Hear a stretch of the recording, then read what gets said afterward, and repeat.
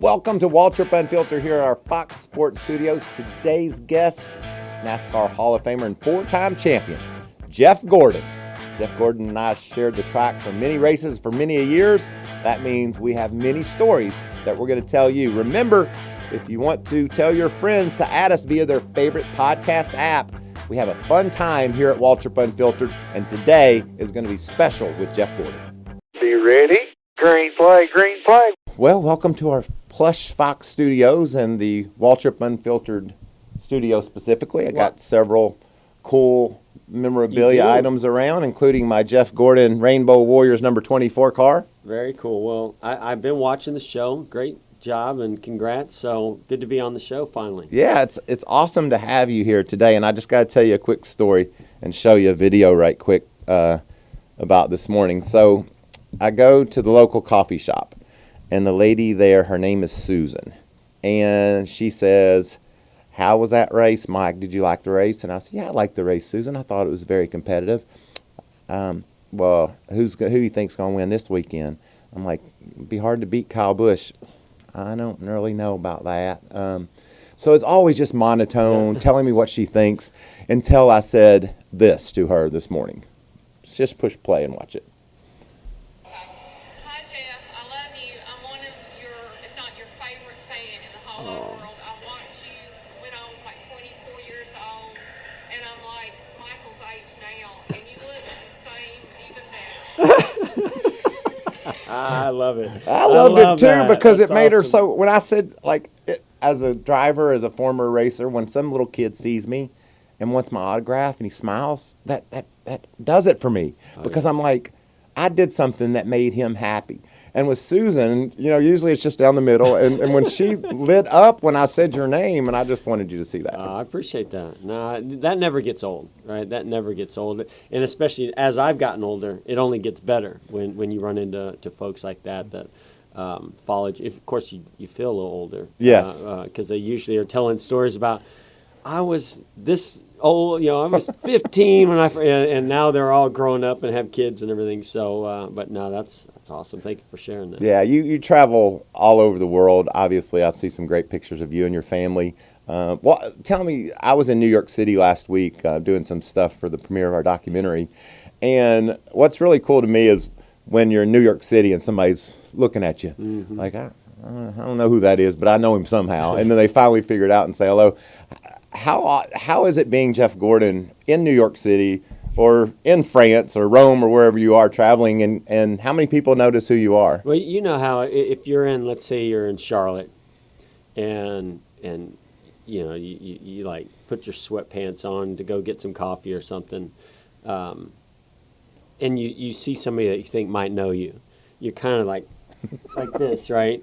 Because you're just not prepared for it. You're like, not this morning. But when you're in New York City and you see somebody that has a NASCAR hat or shirt, you're like, "Hey, man, you love NASCAR?" And they're like, "Aren't you Jeff Gordon?" I mean, stuff like so it's totally different, And I think big markets, whether it's New York or LA, I kind of more look for it just to see what kind of impact you're making in those kinds of areas. So, usually though, you're walking by a construction site, in New York, and those guys with the hard hats are big sports fans and NASCAR fans. Right. So back in the late '90s and into the O's, there was DuPont rainbow coats all over America. I couldn't go to any town, even if we weren't racing, and not see one of those. What a run it was up from being a dirt racer out in California, making your way to Indiana, and then being the most popular and one of the most successful NASCAR drivers ever. For me, it seemed like it took me forever to enjoy the success that I longed for so much. And with you, it just never quit. It just was winning and winning and winning.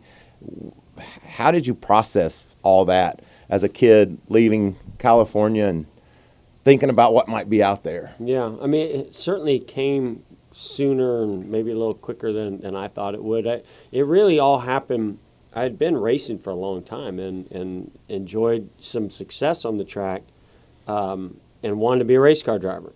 But when I started racing live on ESPN for Thursday Night Thunder, all of a sudden it just took off. I'd never raced on TV before. It was always just local stuff or dirt track stuff, and it would be in a Speed Sport News or something like that, and you're like, oh, cool, man, we won, and our name's in there.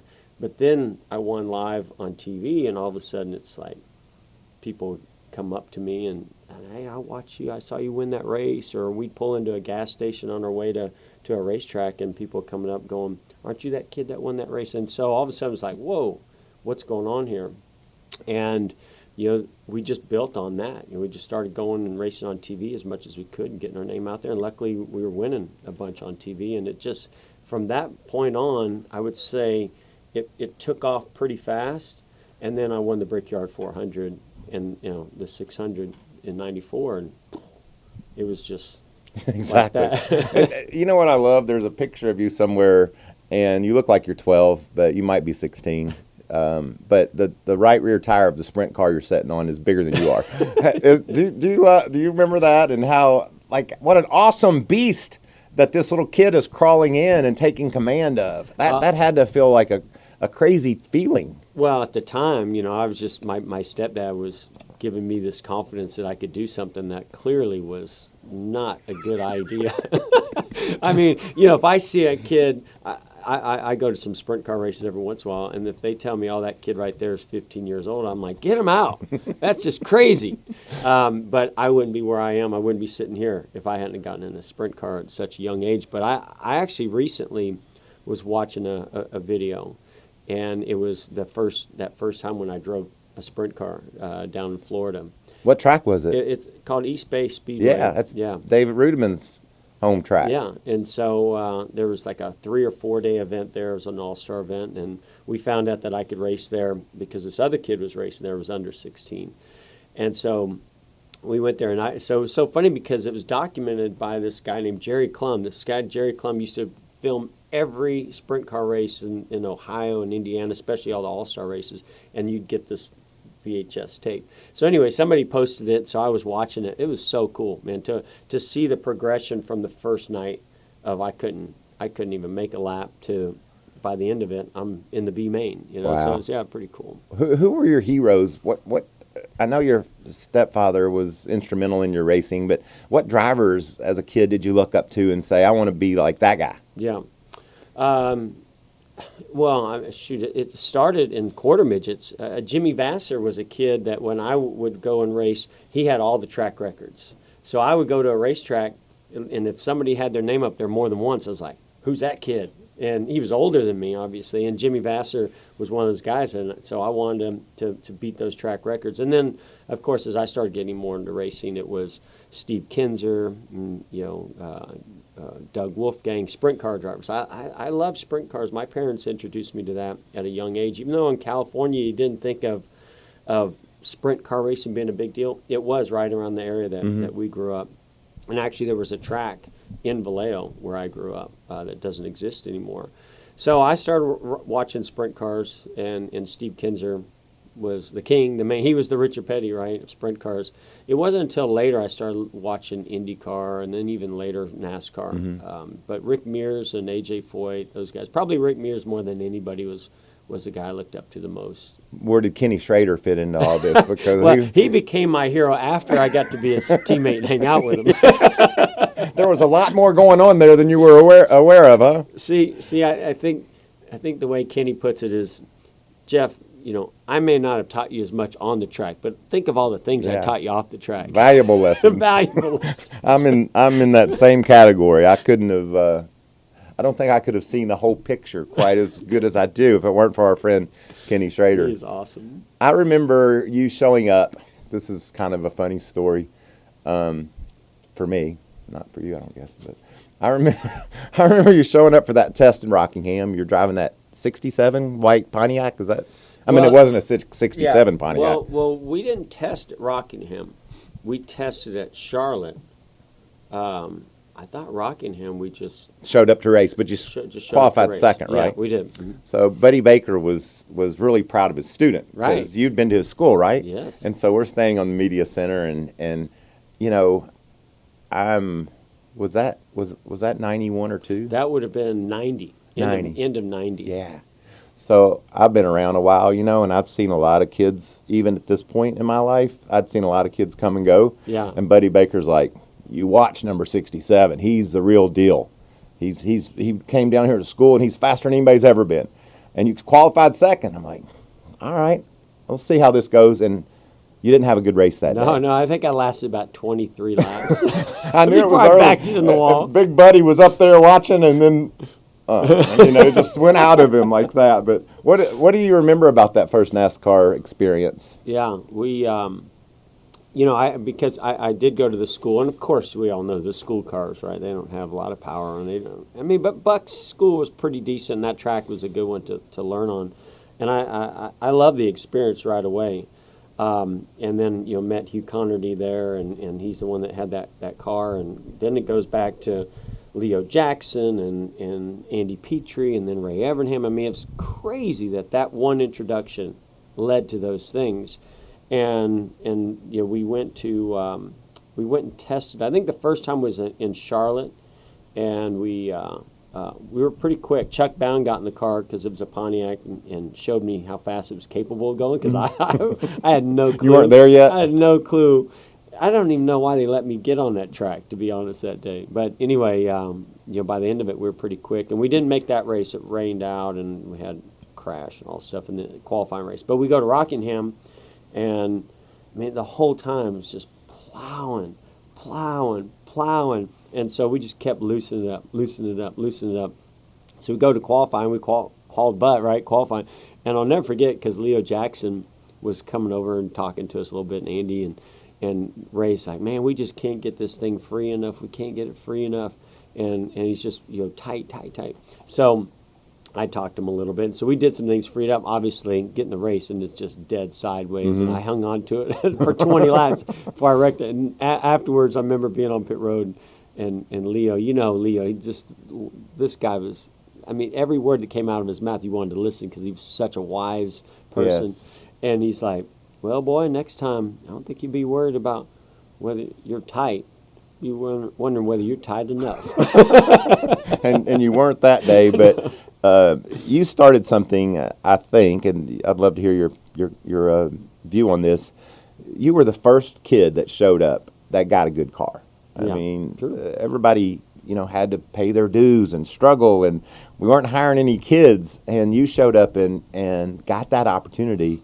And the fact that you were so successful, that opened the door for many kids your age, right, racers that, I don't think would have maybe gotten their chance. And it also set the world to dreaming. Kids in California, girls that raced with you. I mean, I just give you a lot of credit for inspiring young racers to say, he did it, I can do it. Well, thank you. I mean, I only look at it as I raced with a lot of people over the years that were really talented. And why one gets the break or meets the person or gets aligned with a great team and why one doesn't, I'll never understand it. Probably as I get older, as I was prepping for, my Hall of Fame speech, it probably ran through my brain even more than it ever had before of, wow, how incredible that was that these things happened the way they did. And I was up in Indianapolis this past weekend for the Brickyard, and I ran into Raleigh Helmling, who owned that midget. And we started talking about just even me getting that opportunity to drive that midget, which is the car that I ended up winning on ESPN with. And it's just insane to me that Rick Hendrick was there that day in Atlanta to see me win that race. Why Ford and Bill Davis picked me up after, I sat on the outside front row and crashed lap 23, and yet, I got that call. And it's just kind of crazy to me that those things happen, but I just tried to take advantage of the opportunity when it came, and if it inspired others or if it had an impact to give others an opportunity, that's so cool. I feel like people were there paving the way, like Ken Schrader. NASCAR people were looking at dirt track talented drivers that were from other forms. That's why I love NASCAR. I love it because look at this weekend. You had drivers in the Cup Series racing a dirt midget on Thursday, in the infield and then going and competing in Cup on Sunday. What other series has that and does that? None. And I think that's because of the talent pool that we have, and also the way that the owners look at who they're hiring. It's so cool. Well, you mentioned that midget race at Indianapolis. Did you see Kyle Larson's win? Oh, my God. I've never seen a finish like that, ever. I haven't either. Isn't it insane? There's only 3 cars left. 2 of them flip, one spins. What fun that was to see the reaction for Kyle Larson. Yeah. And you said he's going to be in the Brickyard 400, but he's over there racing his midget. Oh, he loves his dirt racing. You know, if you want to know what has gotten Kyle Larson to be so passionate about dirt racing, just meet his mom and dad. I mean, if he's not racing, they're at a dirt track somewhere watching a race, and they just love that type of racing.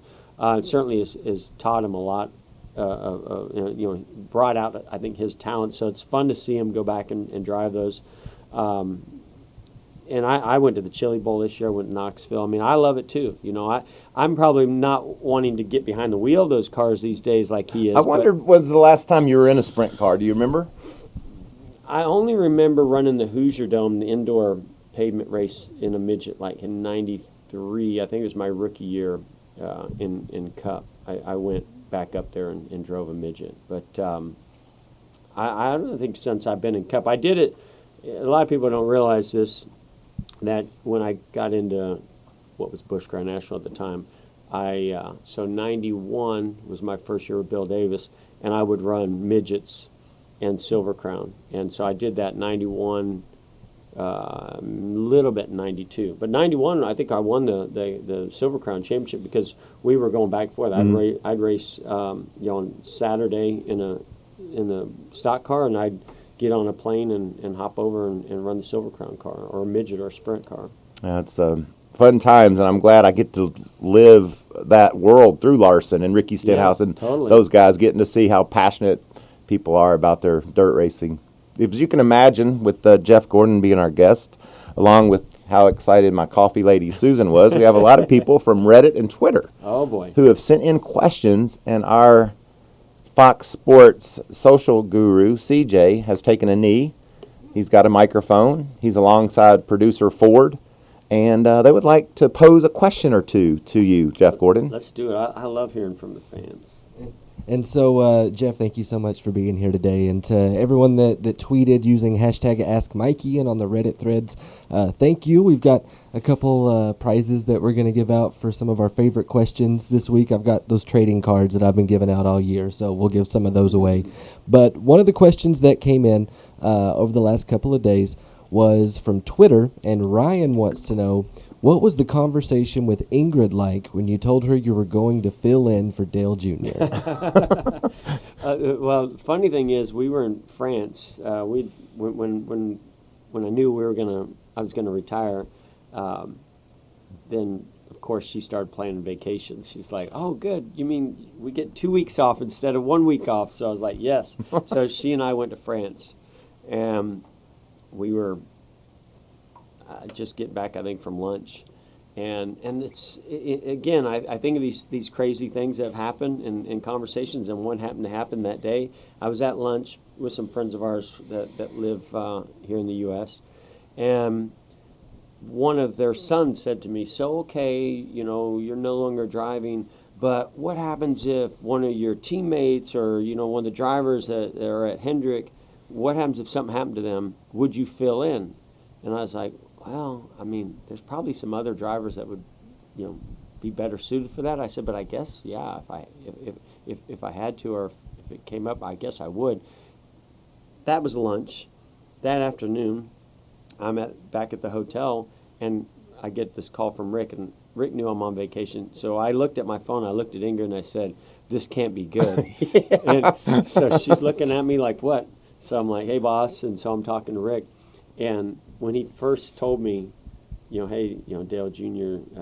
Is not going to be able to get in the car this weekend, and we need you to, I thought he was just messing with me, because he's a prankster. I mean, he loves to mess with me, and he's always trying to pull my leg and do different things that get me going. So I thought he was messing with me. And then when I realized he wasn't messing with me, for whatever reason, because that conversation that happened at lunch, Ingrid even mentioned at lunch, she's like, yeah, I kind of miss him driving. I miss that competition. I miss being there rooting for him at the track. It's not the same. And I think she was talking about, went to Daytona and went up to Chase Elliott's car before the race, and here he is driving the 24 car, and she's like, we were so excited for him, but it wasn't the same. And so I didn't even ask her. I just said, yeah, boss, I'll be there. I'll do it. And of course the first race was in Indianapolis, so I thought, sure, man, I'll go racing the brick car. I thought it was a one race deal. I had no idea I was going to be in there for 8 races. Wow. And I think I said, no problem, but I don't want to do this track, and I don't want to do this track, and I don't want to do this track. And I ended up doing those tracks. Yeah. But, yeah, it was cool. I mean, I hated what Dale was going through. And I mean, when Rick asked, I've never said no to Rick for all the things he's done for me and given back to my life.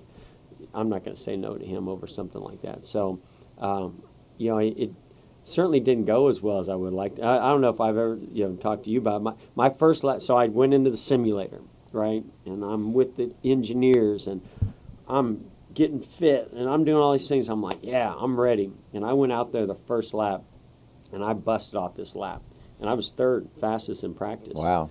Well, what nobody knows about is the second and third lap, I was about a second off because I about hit the wall in turn 3. I drove in there like it was the simulator, and it did not stick or handle the way that I was hoping it was going to. And I was like, whoa, because that was the lower downforce. Oh, yeah. I was like, woo, a lot different than it was the year before. So what was the process like, and was it from France to Indy? So did you have a little time? So I think the first weekend, Alex Bowman, I think, drove. I think he was in the car the first weekend at New Hampshire. I couldn't make it for that one, and I think they'd already got a seat being put in the car and everything. So then I did the next one, which was Indy. I don't know how all those dates worked out, but that's how it worked out. Yeah, I mean, we came back, I think, a day or two early from vacation just so I could get my seat fitted, and I mean, we had to get a uniform, a helmet, all these things going. It was not an easy process, but it was neat because I got to interact with juniors guys and with Greg Ives, and it really helped me now in the position I'm in now over at Hendrick, because not only, and with Fox, because I got to get in the cars and be a little more current, but also working with those guys I only worked with Alan and with Robbie Loomis and a few guys that really I never got a chance to work with some of these other guys. So it was great to be over there in that shop with those guys and learn how they go about things. And I got to admit, by the end of it, I think my last race was Martinsville. I was like, wish I had a few more, because I was just starting to get in the swing of things with that team. Well, you talked about Mr. Hendrick and what all he's meant to your life. Take us back to meeting Ray and Rick and the goals, and I know you couldn't have been naive or bold enough to think that you were going to go out and accomplish the things you did. You said it earlier. You thought it would come later rather than sooner. When did you first say to yourself, well, with this Ray guy, I think we can do this. I think we can win a lot of races. Well, I knew Ray was special the first time I'd met him. I mean, I'd worked with, we didn't really call them crew chiefs in sprint cars and midgets, but you had your owner or your mechanics and guys that helped set up the car, and I got in cars that were really good, and I got in cars that weren't so good, but I'd never been with anybody that was as organized as Ray was. The first time, and my dad tells this story far better than I do, I'm sure, but he's like, I'll never forget that call when you tested the first time with Ray. I think it was the Charlotte test, and I called him. I said, man, you're not going to believe this guy, Ray. And he's got a notebook, and he's writing every word I say. He's like writing it down. I'd never been around anything like that, which, now looking back on it, probably wasn't that special. But at the time, it was. But Ray immediately had this confidence in me. Like, he was writing things down, and if I said that this part of the corner is where I felt like I needed to work, he would go to work on it. And then I'd go out there and, damn, you fixed it, right? Or made it better. And it immediately just built this bond that he and I had, and this confidence in one another. So I knew that was special. I didn't know. I'd never driven a stick shift or done a pit stop. I never did anything like that. So there was a huge learning curve that I had to go through, and luckily it happened on some great short tracks and things in the Busch Car National Series at that time. A lot more short tracks than today. And then my Cup cars were handled better than my Busch Car National cars, and my Busch Car National cars were awesome. Right. But I'm telling, I expected to get in the Cup car with all the more power and how that car was going to drive and the speed you're carrying in the corner. I expected that I'm going to be crazy out of control here and not know what I'm doing. But my car's handled really good. Now, I still found a way to screw it up because I was for a couple of months is all. Well, I was used to running 30 and 40 lap races and just hanging it out the whole time, so I had to get used to that. But I think for me the one where it really started to click was the 600 my rookie year. Mm-hmm. We qualified up front, ran with Earnhardt a good bit that day, and I think we ended up finishing second to him that day. And it was sort of like a switch went off. Now we're in May, we're about halfway through the season, and things just started to click. And when I ran, a 600-mile race and could run up front all day long and get through all the pit stops, all those things, I felt like that was when I started believing that I could do it. And then, I knew the team and Ray and those guys and Hendrick had all the resources.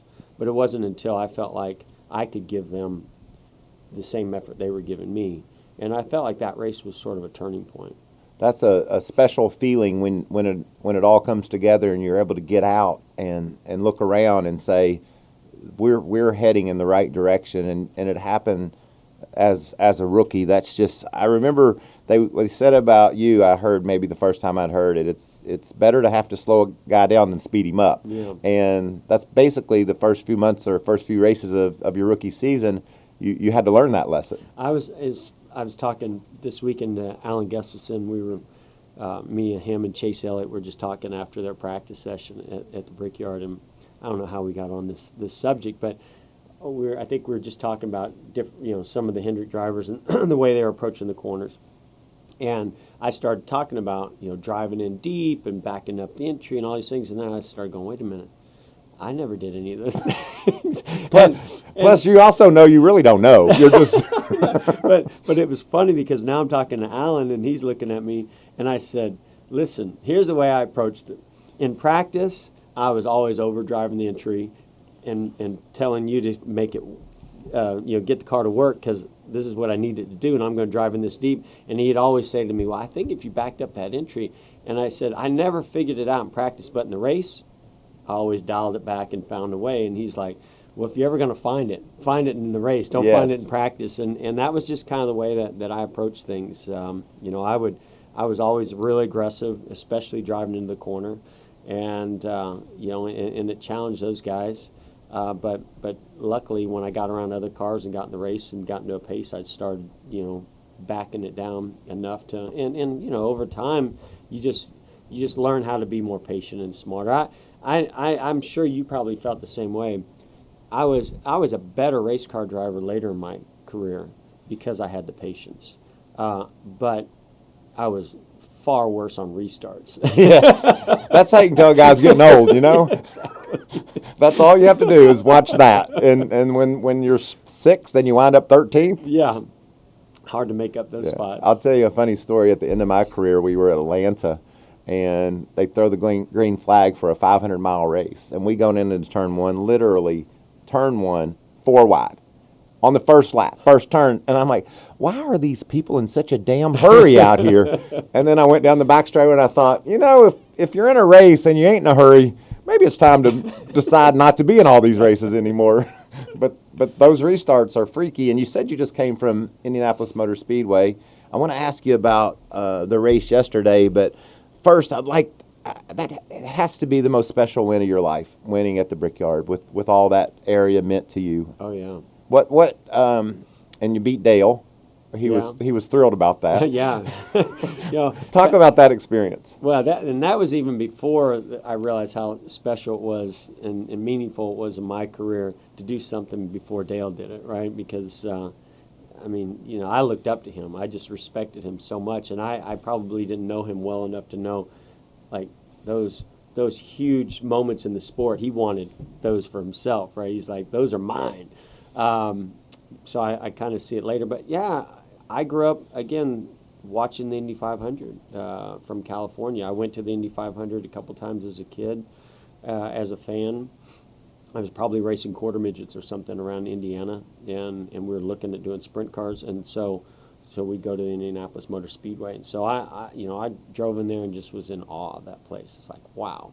And even when I was racing midgets and sprint cars, I would go in there every other week because we had sponsors that were located in the infield there, like Valvoline Oil, and you go to Simpson and get Simpson equipment, things like that. So I always wanted to race there.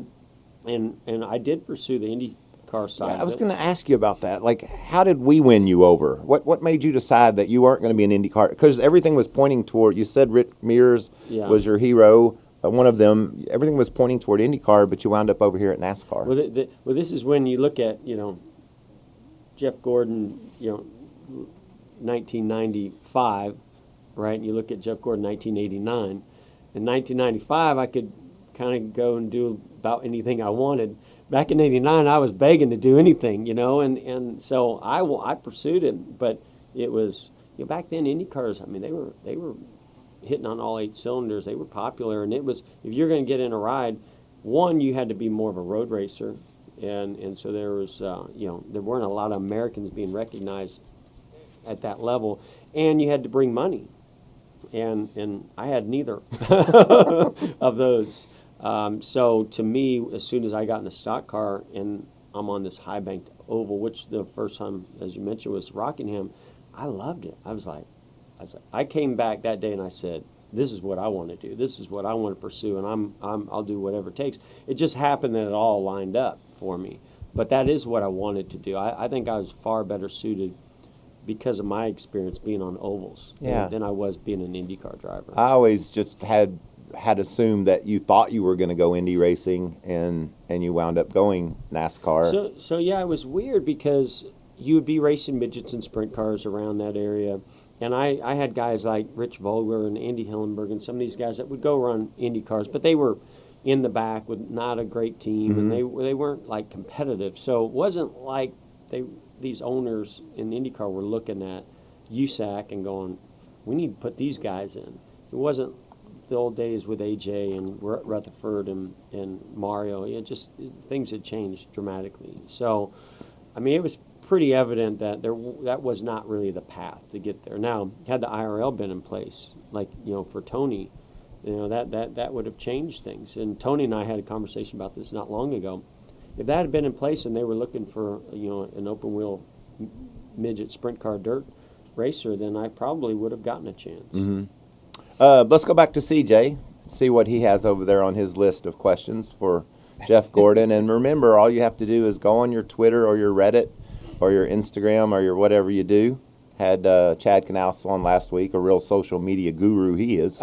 And always tweeting, just nonstop. Just nonstop. And so we were telling our fans, people that listen to and watch the podcast, to ask Mikey, hashtag that, and send your question, and CJ will write it down. And this week we're giving away some trading cards that include, look at there, right on top, Mike and Jeff. They made us look good, didn't they? They did. A little bit of makeup. I wore Spanx that day. I think there was some filtering going on there. Heavy filtering.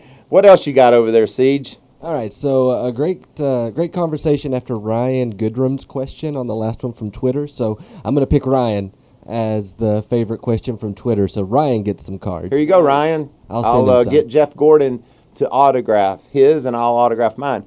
And then we also got to get you to autograph something for Susan. I would love to take care of Susan. Yes. She will be so happy. That's great. She's special. I like her. I might have to come up and get some coffee. It's a great coffee house, and she's a special lady. All right, so the next question is from Reddit, and this user's name is Chewy for Prez, but they would like to know, Jeff, if you have put any thought into Dale Jr.'s suggestion for you to run the Xfinity race at Martinsville when they return. Oh, wow, that's a good question. I had to ask about that. It's so funny. He put that out, and clearly I'm not as engaged on social media either, certainly not as much as Junior, because I didn't even see that.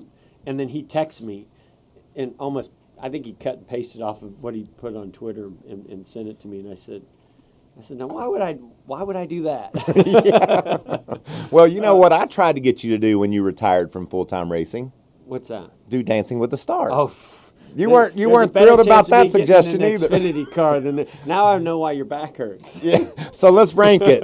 Xfinity at Martinsville, Dancing with the Stars. Where do we stand on these two opportunities? Well, first of all, let's be clear here. A truck is probably above Xfinity, because I've always said I think it'd be fun to go do a truck at Martinsville, and of course that's on Fox.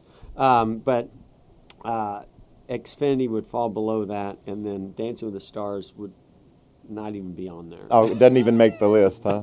Well, but I'm more proud of you than ever. I mean, dude, the only reason it's down the list is because I'm not brave enough. and you showed a lot of bravado. Yes, and I'll tell you this: you've never worked so hard to do something you didn't want to do in your whole life. I need to get in shape, so maybe I do need to do it. I enjoyed the experience, but the best part of it was when the dance was over. I could just breathe for a night or two. Like, please don't make me do that again. Oh, no, actually, you made it to the next round. I don't want to. Please don't vote for me. No vote for Mikey. Go ahead. While you're on a row, CJ, that was a good one. All right, so I liked that question as well. So I think that was basically a thanks but no thanks. Well, I like the fact, too, I was kind of involved with the trucks answer at Atlanta a few years ago, I'm going to keep asking those, just keep stirring it a little bit. But the next question that we had also came from Reddit, and this one's from KAD Racing, and they would like to know, who in the field would you say right now is the most underrated driver? I love those questions. And you know me, Jeff, when we do the Xfinity or get a chance even on the Cup race, when you see somebody outperforming their equipment, or you watch a guy that just seems to finish a little bit better than you thought he was going to. Yeah. I've had the good fortune to have Corey LaJoy on my show, and and I'm Ross Chastain also with the equipment. Ross has been amazing. Yeah, so both those guys had decent runs at Indy. Corey got a top 20. I don't think you can say underrated for Ross Chastain because everybody knows how talented he is because of what he's accomplished in the Xfinity for his few races and the trucks. But I think that's the question: is how do you rank, or who do you go to that you think is considered underrated? Because, in my opinion, right now Jimmy Johnson's the most underrated guy because this guy is the best race car driver I've ever driven against. And to see him going through what he's going through right now, I know if Hendrick gives him the tools, he can go get it done. And I think they stepped things up this past weekend, and he was fast. So I think it kind of irks me that he's won so many races, so many championships, and doesn't, I think, get the notoriety that I think he should. Anyway. If you go to De Benedetto, I think is, again, do you consider him underrated? I don't know if you really do because I think he's pretty talented and people know it. Right. I would go down. For me personally to Corey. Yeah. Because he's really never had the chance to show what he could do if he gets in that top equipment, and he seems to do a pretty nice job. Oh, I agree. And he's these days I look at it slightly different than I used to. It's talent and personality, right? Because you want to see guys that help grow the sport and do a lot on and off the track. Corey definitely is that guy. It's so hard, right? Because I'm not out there driving against them, and that was the thing. I got to race with so many of these guys, and I could tell you whether I thought their equipment was at the same level as their talent was or above it or below it. There were some days it was just like, man, their car is unbelievable. And other days I was like, man, that driver's getting everything out of it and that car is not that good. So it's hard when you're not out there with them competing against them. And then, I always struggle with this whole thing about guys wanting an opportunity, so they put themselves out. And Ross is even one of these guys. They get in equipment that's going to ride around the back in the Cup Series, and you go, why would they do that? What is that doing for them, for their career? But then you go see, and he drives a truck and wins a truck race. He drives, Xfinity, wins an Xfinity race, and you're like, man, this guy's super talented. Kind of wish he'd just pick and choose a little bit more. Well, I like what Ross has done. Like you, I appreciate him and Corey and over on the Xfinity side, there's a kid named Brandon Brown that just seems to really always overachieve. We were at Dover a couple years ago in a truck, and he broke a track bar getting into turn 3 at Dover. Oh boy! And never hit. He was all around, and I'm like, that is nuts. And we're at Bristol. This past race, and he broke another track bar. Oh my God. And he didn't wreck again. And I said, get some better damn track bars on your automobile or your truck, because it's crazy how you can drive it, but it keeps falling apart on you. Yeah, I mean, it's either that guy's really talented, or he needs to go racing, rally cars or something, or midgets on dirt. Yeah, that's for sure. We talked about Dale a little bit ago when you said that that he wanted to grab those moments and he wanted to be the man. When did you notice that you were getting on his nerves? Like the way you were able to come in and win, and I know y'all had a special relationship, and it was totally, out of respect. You respected each other. You appreciated one another. I never knew he respected me. I knew I respected him. Yeah. You know how he had a funny way of showing you his respect. Yes. It was let me run into you and see if you can catch it. So talk about racing with Dale in those days when he might have run into you, or when you just beat him and you could tell it was very hard for him to take. Well, and that's the way I look at it. I got a chance to do something that not many people got a chance to do, which was, compete against him for a championship and come out on top. But I think 95 when we went head-to-head for the championship that year, about I don't know, maybe halfway through the season when you started seeing that it was kind of looking like it was me and him, then he started playing up stuff in the media and trying to get into my head, and we just had an awesome race team that year. We just had been building. It's still hard for me to believe, right? When you think about it, how few guys come in and win their first championship 3 years in, and so again, I give a lot of credit to Ray and Hendrick Motorsports. I mean, we built something really special, and it all came together in 95. So that's when he and I really built this rivalry that we had. And to me, it wasn't even a rivalry, right? To me, it was, I just wanted to go out there and win and try to win the championship.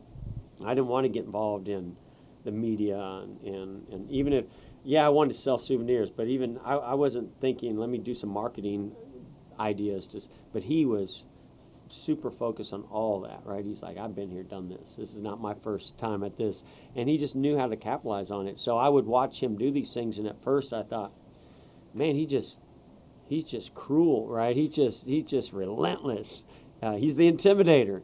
And later I realized, he was doing it to help grow his brand, the sport, and mine, really, quite frankly. I mean, the things he was doing was helping me out. And I didn't realize that till many years later. But just think about how opposite y'all were, and how easy it was for him to say, all right, I'm going to get all my people, all my fans over there, and we're going to go against that guy. Yeah. And like I said earlier, you're the first kid really that came in with a chance like you had and took advantage of it and won that championship in 95. And the speed I remember for you and your team, 97, 98, you won, 23 races those 2 years? I mean, I can't remember the exact number.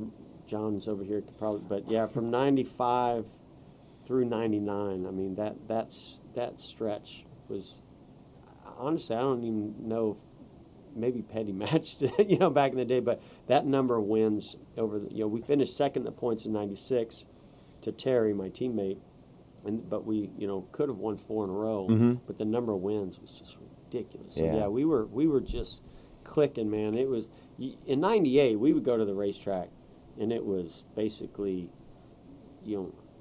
Almost done already. who's going to finish second. I mean, we were winning races we shouldn't have won. We were winning races we should have won. We were just winning a lot. That was crazy. I mean, it's crazy because if you're in it long enough, you know that it's not going to always go that way. So you probably never appreciate it as much as you should at the moment, but certainly later I look back on it and go. And even now, working for Fox every weekend, right? You're working with stats, and you're going, okay, this guy's doing this and this guy's doing this. Oh, there's my picture again. Yeah.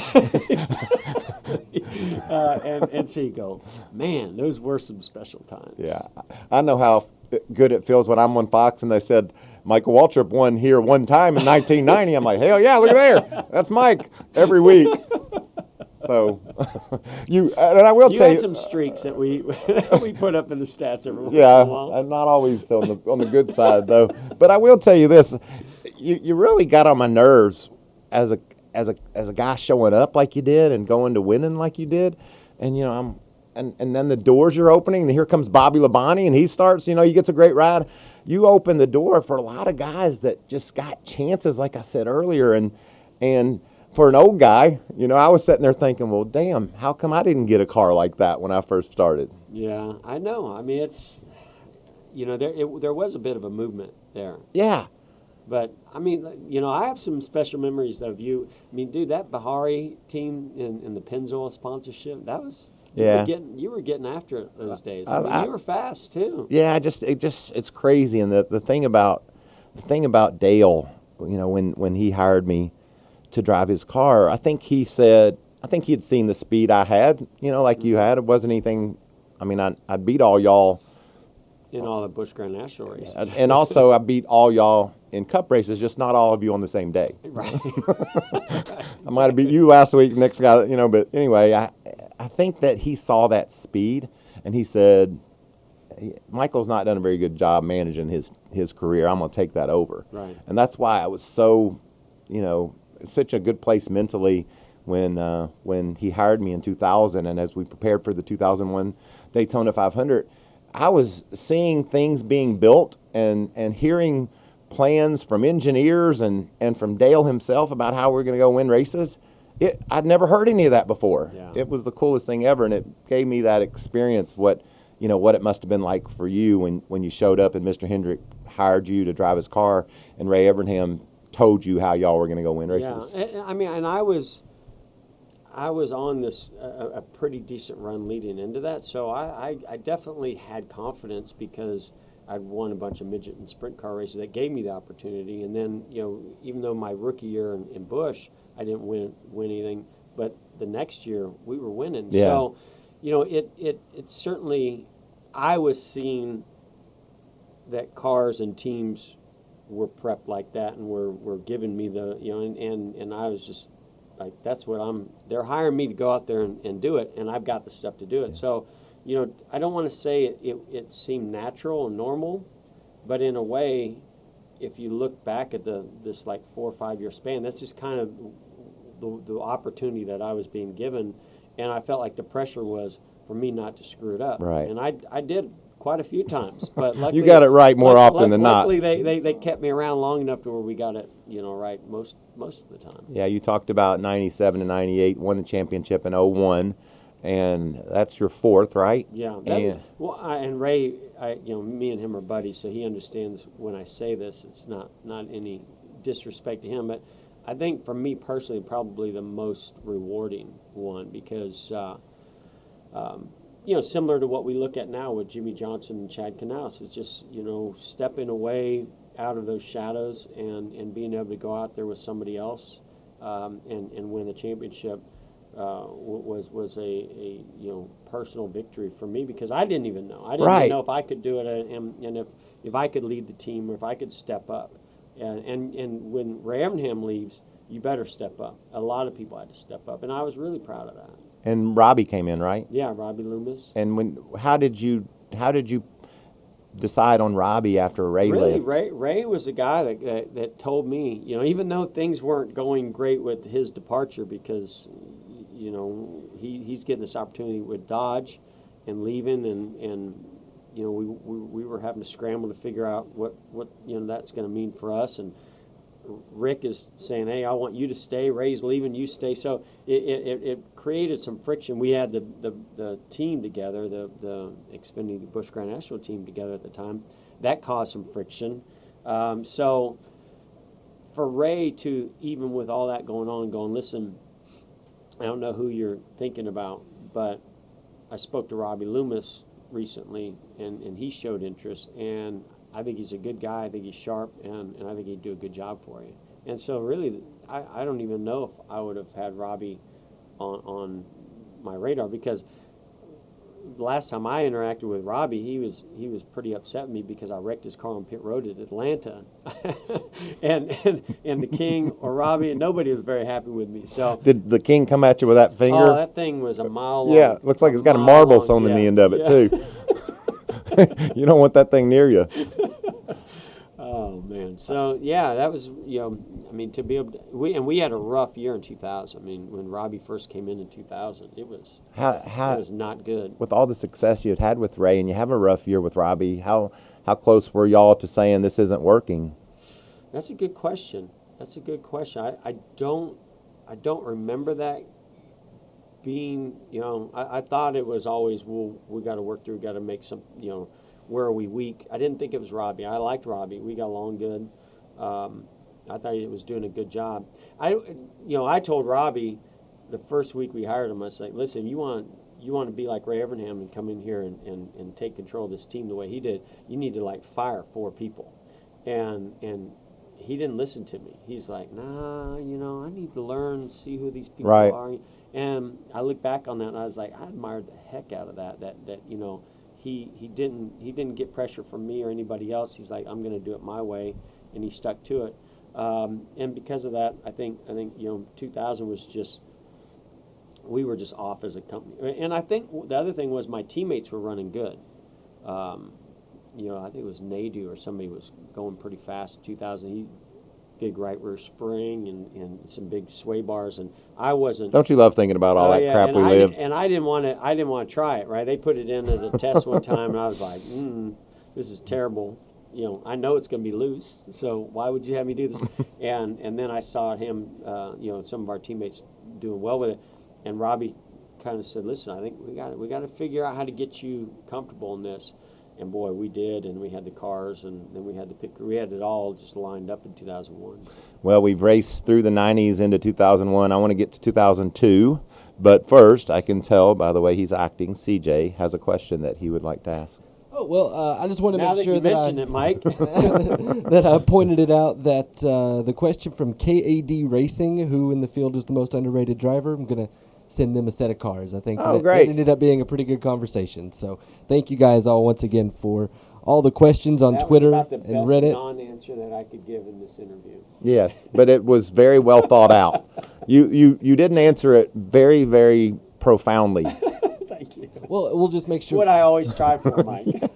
That's like we learned on TV. We know on TV, Jeff Gordon doesn't say, they've got a pit, because then they don't. And then they win. They're like, oh, no. Oh, yeah. So now you just say, boy, if it's me, I'd pit, right? Isn't that how you handle that? Always stay neutral. Always you can always fix it later. Yes, that's right. This was a great question from Twitter that came in from Drew, and they wanted to know, what is a typical week or weekday like for you during the second half of the NASCAR season? I want to know this, because I see lots of good pictures on boats and on the ocean. Well, let's carve out the end of June until middle of August, because that's when my kids are out of school. My wife plans our whole summer, and I mean, this is the fortunate part of no longer driving and having the relationship with Fox and Hendrick that I have. It allows me to spend that quality time with them. So yeah, we're usually going somewhere pretty special, and my wife plans it, my gosh, probably a year in advance. And this year we went to Italy for about a week, which was really cool. I'd never been to that part. I've been to Italy, but not that part of Italy. Kids had a great time, great food. I definitely gained some weight. I need to work on that. I need to work on that. But then this summer, we hung out. We were up in New York, and I went to Knoxville for the Nationals, and that turned out good, didn't it? That turned out amazing. David Gravel. Yes. That was a beautiful sprint car too. I that car looked incredible. It did. I mean, they won everything. Yes. It was the best looking car. He won his preliminary night, won the A main. It was very, very cool to be a part of that. It made me look good because I told Exalta, I said, hey, I think we need to sponsor this car. What do you guys think? And they're like, well, I don't know, not good time for budgets and all this stuff. So we figured out a way how to negotiate it and make it work. And gosh, they left there going, we didn't know this was going to happen. We didn't know all these people care. Like, that's a passionate group of fans, isn't it? Oh, yeah. But I guess I'll fast forward over after the summer because that part of my schedule is where I'm at now, which is going to the races with Hendrick. I have an office over at Hendrick Motorsports that I spend time with my folks because we still have branding and marketing things that go on beyond Fox and Hendrick, and I own dealerships, and so we're working with that. But the rest of the time I'm at Hendrick, going into either some kind of a meeting that has to do with sponsorship or competition. And right now I'd say I'm more in the learning phase of just trying to understand the business, trying to certainly contribute as much as I can, knowing that I'm not there every day and full time, but I certainly have a vested interest in what goes on there. And I get, in my opinion, I get the perfect schedule because I get to do TV the first half of the season, and it's fun. I enjoy it. It's almost like driving in a way, the instinctiveness to it, minus the risk. But plus the teammates, you got to have a good crew around you. People, all that stuff. So that's very cool, and been the transition's been great. Then the second half, I get to be involved with the competition.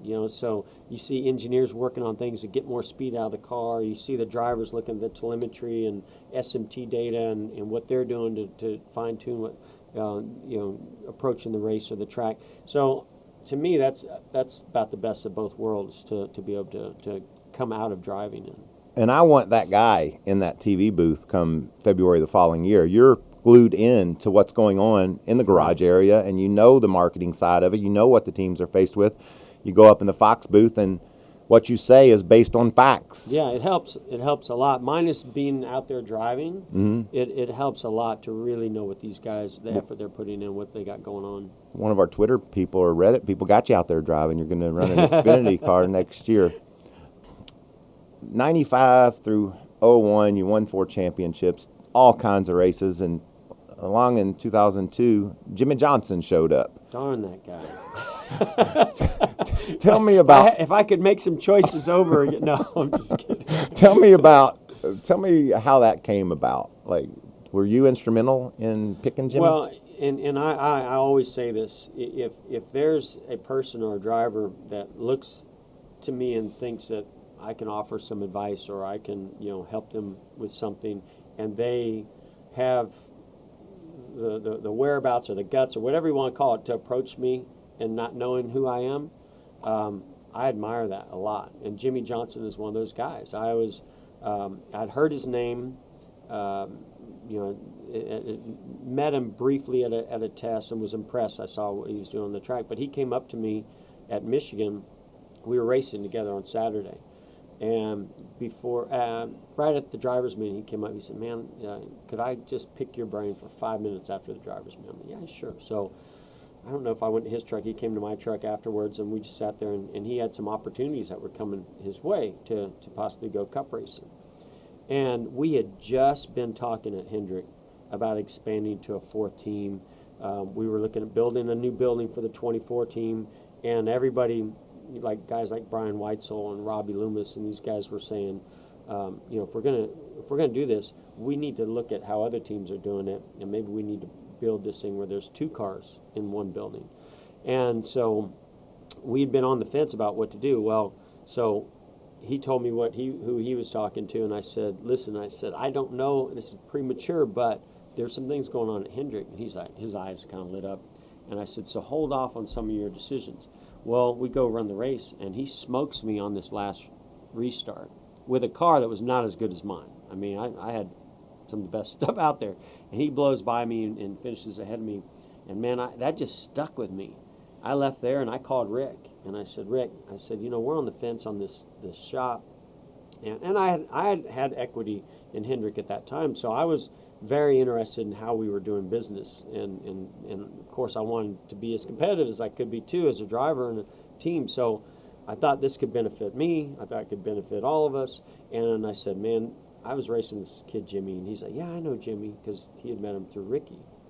And I said, I think we really need to consider doing this fourth team and hiring him. Wow. And so that was sort of the first conversations to get. Obviously, a lot more had to happen. But had I not been out there on the track racing with Jimmy, I don't know if that would have all happened. And if he hadn't gotten advice from you that morning and talked, he might not have wanted to beat you so bad. Yeah. Well, that's what I learned about Jimmy, was when he finally came on board at Hendrick, I thought he just looked up to me and respected me and wanted to learn from me. I didn't know that he wanted to take all that and just kick my butt with it. And he but did that's it. exactly what he did. And I get people all the time ask me, why'd you do that? Why'd you give him your cars or your equipment so you could go do that? I'm like, no, that's not how it happened. We introduced him to the same stuff that I had, and he and Chad and that team, they just took it to the next level. So in a way, it ended up working the way that I wanted it to. It's just he won more than I did. But it did elevate our organization up to the next level by adding that team. That had to be a little confusing for you, though. Like, we're getting better, but he's doing it. Damn it! But there were moments where it got very frustrating. Yeah.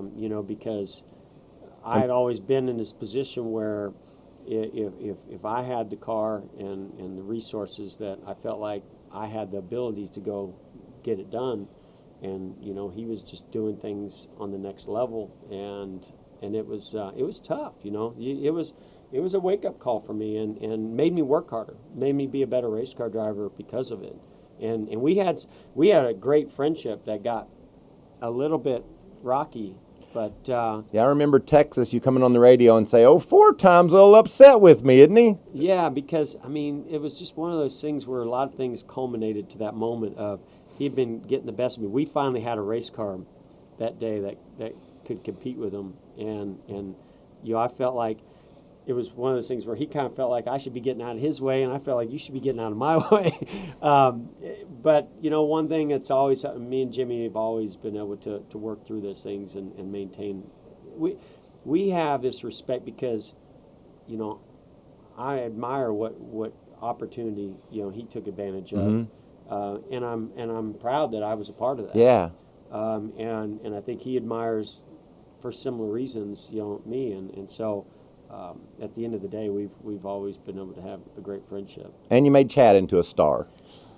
Chad made himself into a star, man. Chad's an extraordinary story. He was my guest last week, and I was so thankful that I got to hear his story. That's why this podcast has been so fun for me, because me and you might drink some beers or hang out at the racetrack, but I don't get to know what y'all are all about, and this gives me a chance, and I really appreciate it. Yeah, man, this is fun. I've enjoyed doing a couple podcasts because it is a much different format, right? You get into things a little bit deeper, and we've gotten to get to know one another pretty good working together with Fox, so it's been fun. Yeah, I'm glad we're part of the same family, and I know that Daryl retiring it's going to be a different world for us without ODW there, but I loved the camaraderie that y'all shared in the booth. You could tell it was just mutual respect and really a fun watch come Sunday afternoon. DW became my buddy, man.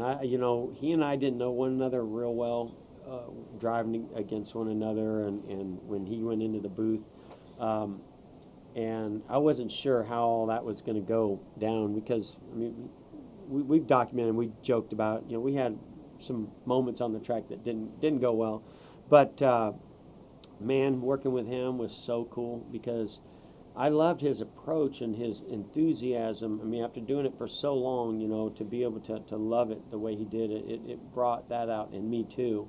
And he's just funny, he's just so entertaining, and there's never going to be anybody else like him, doing TV for NASCAR. He's unique and special in such a great way. And so it's going to be, I'm right now, I'm like, man, what's this going to be like? Yes. What's this energy going to be like? Because it was so easy to have a conversation when he was in the booth.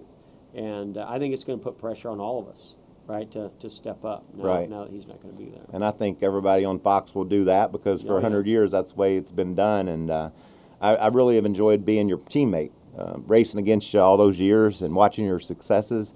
I really didn't know who you were as a professional.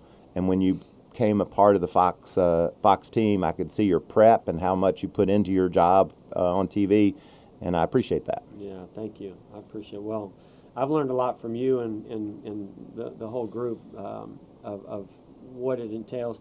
And I think you probably have said this many times of if you'd only known what goes into TV while you're driving, you probably would have done things a lot different and been a better, not just race car driver, but better at ways to grow the sport. And so that's the way I look at it now. And for me, my stepfather taught me hard work is the key to success. And he always worked really hard, and that's to me, when I look back at my best years in a race car, is because of the effort that was being put in by everybody, and I didn't want anybody to think I was the weak link. Right. So that's the way I approach it, now today with TV too. That's why I took off running marathons. I didn't want anybody to think they might outlast me. You might outrun me, but you'll never outlast me, was always my goal. Race car driver, TV broadcaster.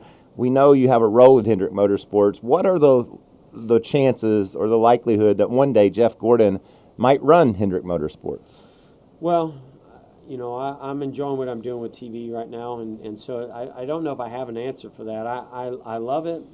I love being a part of the competition side, and I've been a part of Hendrick as an owner, a small equity owner for a long time. So when I look at the behind the scenes, parts and pieces that make a team successful, make the business side of it work or not work, I'm pretty fascinated by it. So I definitely think that it's something that interests me. Good. And Rick puts pressure on me a lot, because I think he's long past being in a position to retire, but he loves the people. It's amazing to me how hard he works and how involved he still is with his dealerships and with the race team. So I don't know if I don't even know today if I know what that role is going to be in the future, but I wouldn't be surprised to see it grow. Well, I've really enjoyed it. I've got a trip to LA today. I'm going to fly out there and show the premiere to the Hollywood folks. Yeah, congrats. Yeah, man. That's so cool. You sent me a clip on it, and man, it looks like it was really well done. And that, I know some of those were tough memories to relive, but I think they're important. Important to the sport and important to your story. Well, there's a couple of things that are special to me. When I moved to North Carolina almost 40 years ago, Richard Petty said, "You can stay with us for a while." I had a sponsor, Comfort Coach Vans, and they sponsored him. You remember those conversion vans? Oh, yeah. And we used to sit on the couch and watch TV, movies, talk about racing, and eat popcorn.